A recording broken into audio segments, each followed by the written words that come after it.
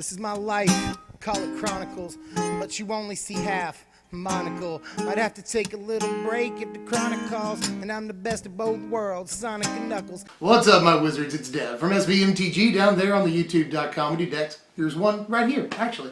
I've talked about this one for a while here. We're going to do the Crawling Sensation deck, and this one we're going to make a double deck out of. I think there's a super fun, like $10 build available to us right now, and there's a actually seriously really competitive one too, so let's take a look at both. As usual, budget deck first, and then we'll go from there, build on that. This is going to be mono green Crawling Sensation. I know I just did mono green triple tech. Let's call this an addendum to that. But there is, we can build this for like 10 bucks. Super duper cheap on tcgplayer.com right now.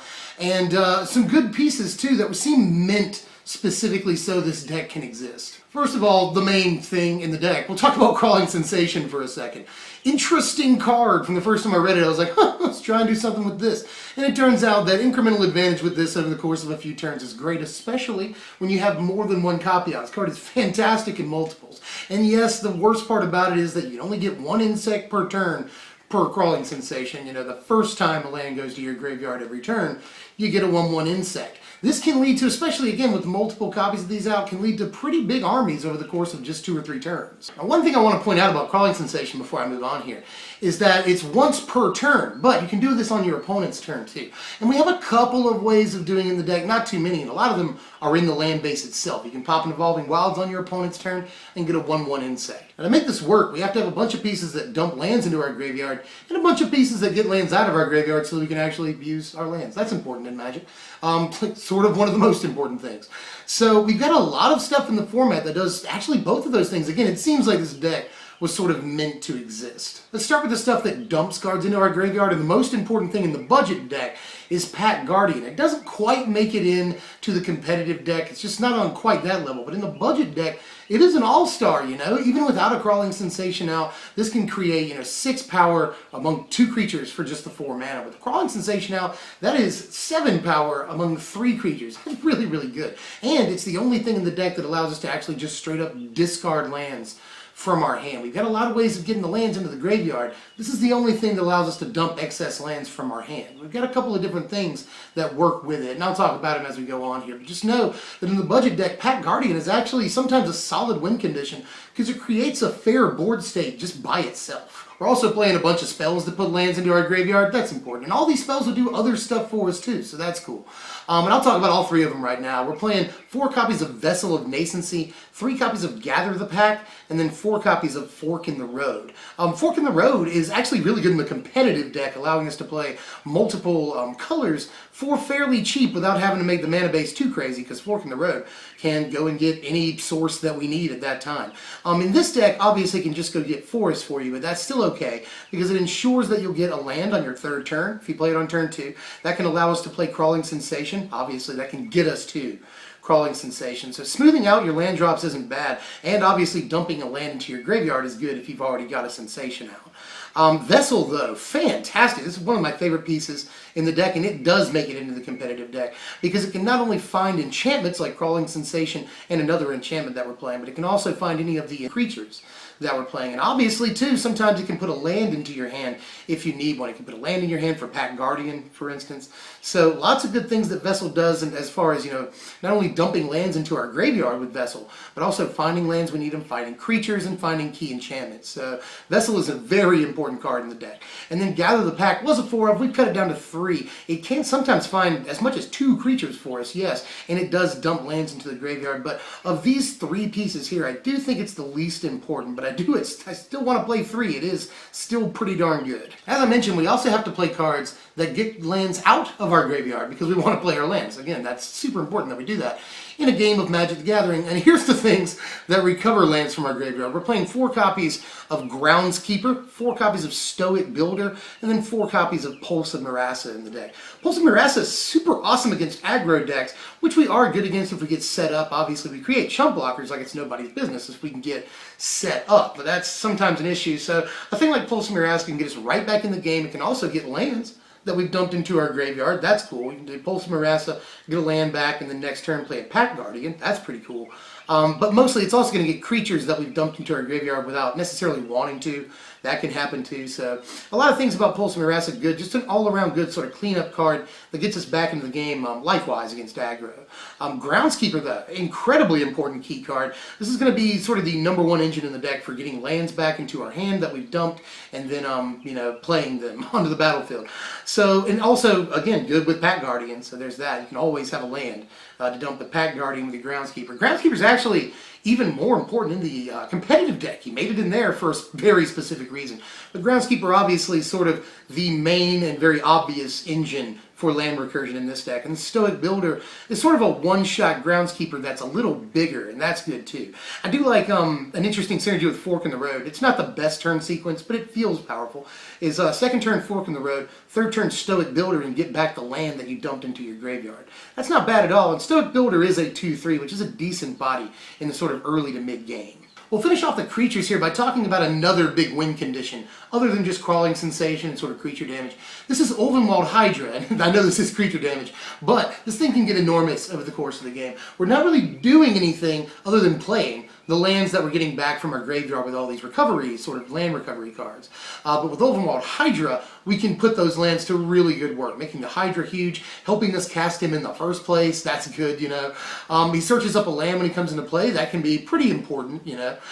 So lots of things about Ulvenwald Hydra are good. Just the fact that he's a big, stupid, meaty, dumb creature, you know, that's going to sometimes win us the game because he can get enormous in this deck. We're going to be coming across a lot of lands. We have many ways to get them from to our graveyard and then back to our hand and then into play. So we're going to be pretty consistent in our land drops here in this deck all throughout the game if we want to be, making our Ulvenwald Hydra as big as like a 12/12 sometimes if we go that late into the game. And Crawling Sensation helps us go that late into the game if we can just get like one insect a turn, which is not as hard as you think it might be. We got a lot of stuff to dump into the graveyard here, lands, and then we've also got, you know, Crawling Sensation itself helps us dump lands into the graveyard.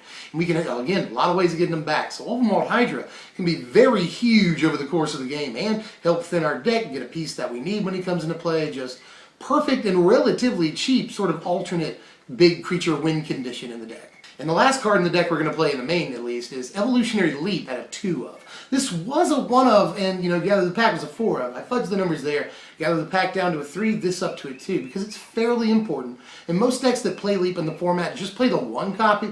But in this deck, I liked it so much, you know, we make Leap fodder with Crawling Sensation every turn. And it's a way to get some extra mileage out of Sensation. So, you know, we can always just make a 1/1 during our turn, and then sack it to Evolutionary Leap and go get a creature that is going to be better no matter what. You know, Groundskeeper is the worst thing we can hit, but that's still technically better than a 1/1 insect, right? So I really do like a lot about Leap, and it also does a lot of good work in the competitive deck. We're playing 25 lands in the deck, and a lot of them have the ability to go to the graveyard. And I'd like to push this even further. We can play things like Spawning Bed, maybe Foundry of the Consoles. But all of these do fair amounts of work, and like I said earlier, you can always pop any of these on your opponent's turn and get an insect off of Crawling Sensation, so that's good too.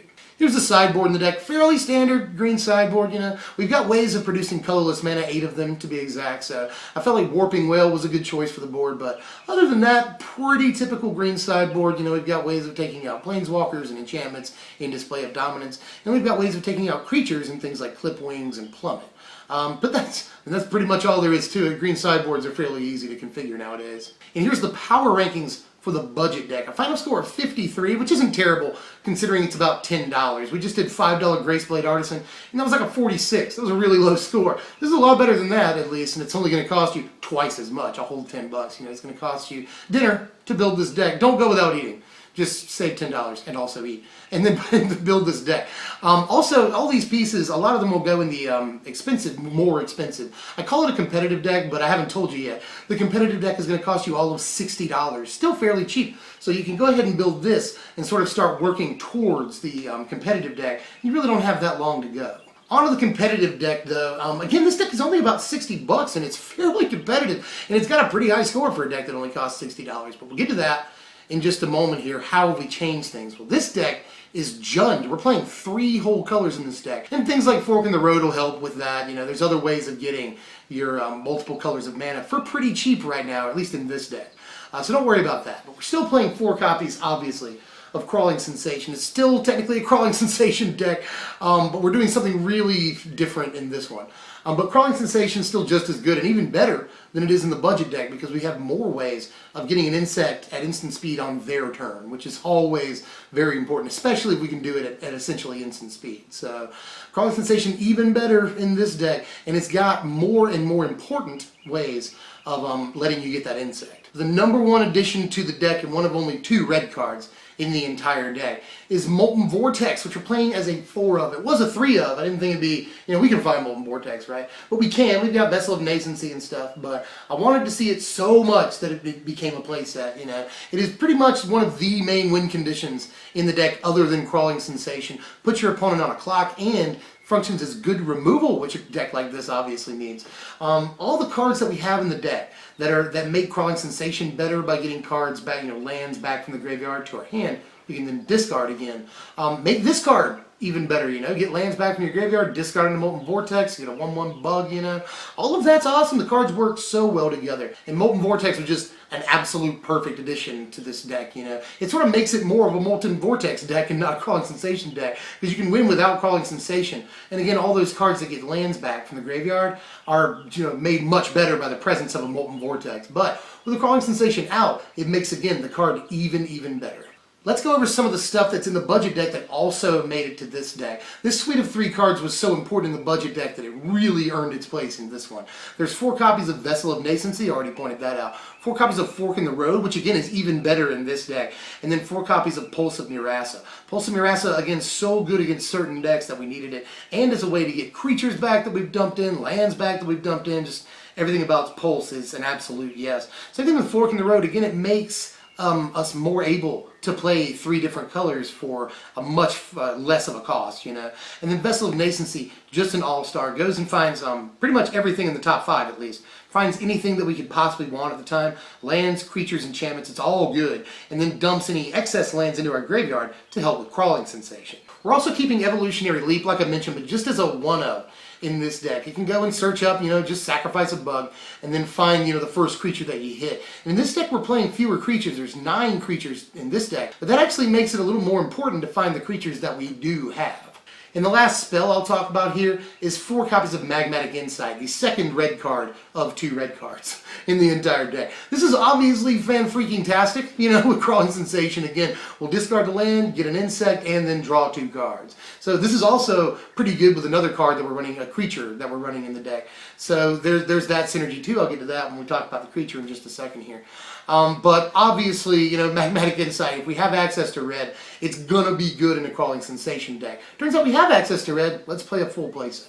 Let's get to those creatures though. We're playing 9 of them in all and 3 creatures in total. We're playing 4 copies of Groundskeeper, just like the budget deck. We're playing 3 copies of Tireless Tracker and then 2 copies of the Gitrog Monster. Gitrog Monster, just perfect thing in this deck for both Molten Vortex and Crawling Sensation. Works well with both of those, and the Magmatic Insight that we're playing. Fork in the Road works well with this card. Just everything looks so great with the Gitrog Monster out, drawing you that extra card. And Gitrog Monster takes the place of Ulvenwald Hydra in this deck, a sort of big, stupid guy that can attack for the win if we need him to. 5 mana, 6/6 is really good stats, but what we're mostly interested here in is drawing the card, obviously, which we have many ways of doing. Tireless Tracker, really also awesome in this deck, but it's just a little too expensive for the budget deck. But we're putting an awful lot of lands into play, and that makes something like Tireless Tracker amazing, especially considering we get to draw a bunch of cards off of those clues. That's great, and Tireless Tracker himself can get big and win the game for us too. And Groundskeeper, fantastic in this deck too. I was playing a 3 of him, and I ended up playing 2 copies of Ultimate Price for some removal, but I ended up cutting those to make the deck do what it does a little bit easier, because what it wants to do is have Molten Vortex and a Groundskeeper out, and a Crawling Sensation if it's lucky, but it's good with Molten Vortex and just Groundskeeper out. Obviously, these 2 cards create a loop, which can just win you the game if you have, enough turns to make that win the game for you. But Groundskeeper's also good with things like Magmatic Insight and Fork in the Road, Vessel of Nascency, anything that dumps lands into your graveyard, I really like it with Magmatic Insight, as a matter of fact. So, Groundskeeper, draw 2 with Magmatic Insight, and then, pay 2 mana and put the card that you discarded right back into your hand after you get your 1/1 insect. There's just so many things that can happen all at one time in this deck. You know, if you have a Gitrog Monster and a Molten Vortex and a Sensation out, it's like discard a card to Molten Vortex, do 2 to you, Crawling Sensation gets me an insect, I draw a card off the Gitrog Monster, and then I get the land back with Groundskeeper. There's just so much that happens in this deck. Depending on how many different cards you have out, obviously. But almost any 2 cards that you can have out at any given time combo with one another. We're playing 26 lands in this deck. It is just very important that you have a fairly high land count in these decks, because you're going to want to draw all the lands that you can, because we're doing a lot with our lands, and we want an extra land in this deck, not only to have extra red sources so that we can activate the Molten Vortex, but so that we have a bunch of lands that we can discard to the Molten Vortex. A lot of lands that we can we can play an extra land with Gitrog Monster, another reason to have a lot of lands. We have to sacrifice lands to Monster, another reason to play a lot of lands. So very high land count is where you want to be in this deck. And Drownyard Temple, probably the most notable addition to this mana base here. Drownyard Temple just goes like perfectly in this deck. We're discarding a lot of lands, and although we do have a lot of ways of getting those lands back, Drownyard Temple has a built-in way of doing it, and can even function as ramp. And here's the sideboard for the competitive deck. A very expanded sideboard, considering we have access to more colors. We're mostly going to use that to play Duress, which is good against the decks that are good against us, mostly control decks and decks that rely on things like Collected Company, decks that rely on Planeswalkers, you know. Those decks can be pretty darn good against us, and Transgress and Duress both work pretty well against those. Also, ramp decks, Transgress works very, very well against those too, and they're very good against us. So, although we can't chump block, but Ulamog's going to rip all the cards off of our library before too long.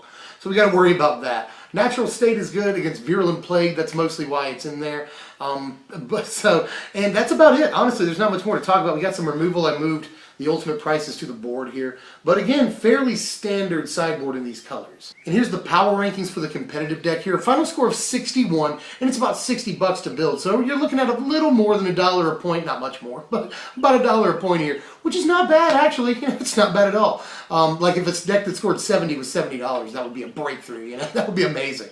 But this is, you know, still 61 can hang. It's not bad, especially if we are allowed to get set up. The longer the game goes, the better for us in both decks, but especially this competitive one, because in this one we put them on a definite clock with Molten Vortex. All the while, we're getting chump blockers with Crawling Sensation, so that in and of itself allows us to go a little bit longer with our Molten Vortex and maybe end up winning the game. It happens more than you might think. The deck looks fairly janky, but once it's got its pieces in a row, it can really do a lot of damage in just a couple of turns, because again, whenever you get rid of a land, a lot of different stuff is happening for you. That's all I've got for now, but shuffle this one up, proxy it up for yourself, build it, because to build both decks is like $70, and there's a bunch of crossover cards.